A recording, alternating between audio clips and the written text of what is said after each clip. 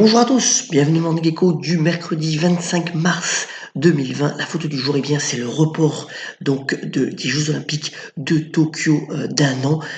C'est les Jeux Olympiques d'été. Ils devaient réunir 11 000 athlètes et plus de 600 000 spectateurs. Alors c'est un manque à gagner important pour l'économie japonaise, mais c'était la décision certainement la plus sage. Tout de suite dans un contexte où vous voyez, ça a été l'euphorie boursière. Sur les marchés hier, plus de 11% de hausse pour le Dow Jones. C'est la meilleure journée depuis 1993. Alors, deux raisons à cela. D'abord, les discussions étaient avancées pour le package pour l'économie américaine de 2000 milliards de dollars. D'ailleurs, il vient d'être agréé à l'instant où cette chronique est enregistrée. Voilà, une bonne nouvelle. Et puis aussi, Donald Trump a fait une interview disant qu'il voulait absolument que le pays soit rouvert intégralement pour le dimanche de Pâques, c'est-à-dire le 12 avril, malgré la mise en garde de scientifiques, puisque par exemple dans la région de New York, il y a les cas qui doublent tous les 3 jours. Alors, dans ce contexte-là, vous voyez que avec ce dessin humoristique retrouvé dans le Parisien ce matin, la majorité dans les grands pays du G7, nous sommes plutôt favorables aux mesures qui sont prises, même si on pense aussi que les gouvernements ne vont pas assez loin. Alors, en France, on compte à ce jour, malheureusement, 22 000 cas, en 1100 décès déclarés, alors que le pic devrait être connu pour la fin de cette semaine.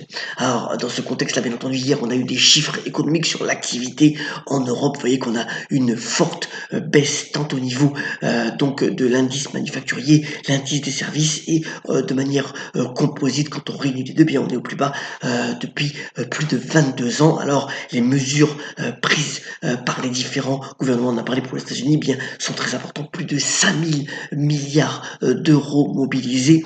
Vous voyez que ça représente quand même une part importante de la richesse des différents pays. Et les plans devraient continuer puisque, par exemple, Bruno Le Maire, pour tout ce qui est start-up, devrait annoncer un nouveau plan aujourd'hui alors que les mesures d'aide sont mises en place. Peut-être qu'on aura aussi le fameux hélicoptère monnaie, c'est-à-dire de l'argent donné aux particuliers pour les aider dans cette période-là. Ça dépendra aussi de la durée, bien entendu, du confinement. Alors, tout c'est dans un contexte où aussi l'État actionnaire est au chevet de ces entreprises dans lesquelles il a des participations. Vous voyez que quand on regarde, malgré la hausse importante d'hier, on a eu quand même des baisses assez significatives sur un mois et l'État doit bien entendu réagir.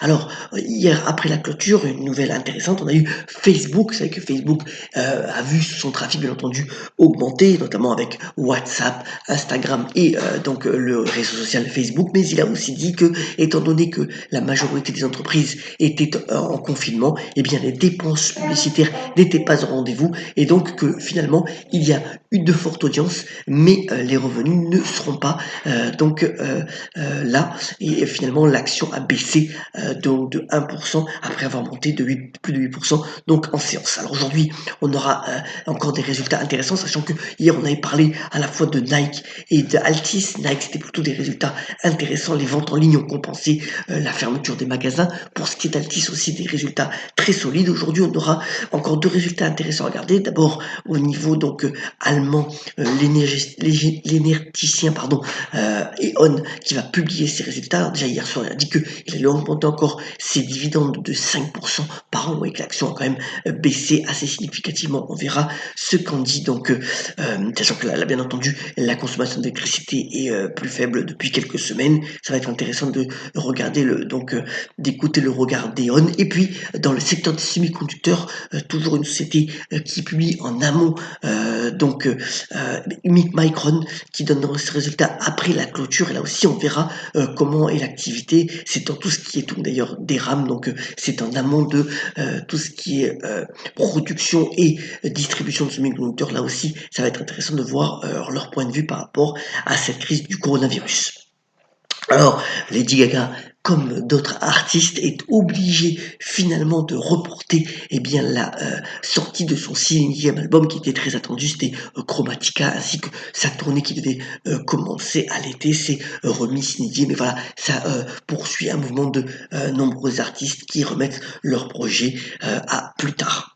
Rendant hommage à 2 grands artistes qui sont partis. Alors, bien entendu, d'abord, Manu Dibango, le saxophoniste, mais pas que, camerounais, qui a été emporté malheureusement par le coronavirus à 86 ans. C'était véritablement l'un des instigateurs initial de la world music. Et puis, le cofondateur de Astérix et Obélix, Uderzo, qui lui aussi est parti. Alors, lui est parti à 92 ans, plutôt de vieillesse, et donc qui rejoint son compère Goscinny, partout artiste, donc au paradis. Alors on sait très bien que le dernier album par exemple d'Astérix a été vendu encore à 1,5 million d'exemplaires. Ça reste encore bien entendu plus qu'un succès, un mythe dans la bande dessinée. Terminons ce Morning Echo en vous souhaitant encore une bonne journée, j'insiste, mais plus on va respecter les mesures de confinement et moins on y passera du temps. Donc soyons vraiment solidaires par rapport aussi aux besoins de nos anciens. Et terminons par cette phrase de l'écrivain Frédéric Mistral qui a notamment déclaré: si ce n'est aujourd'hui, ce sera demain. Rappelons-nous que la patience est le pilier de la sagesse. Voilà une belle phrase pour terminer. Et on se retrouve bien entendu demain pour un nouveau Morning Echo. Excellente journée à toutes et à tous.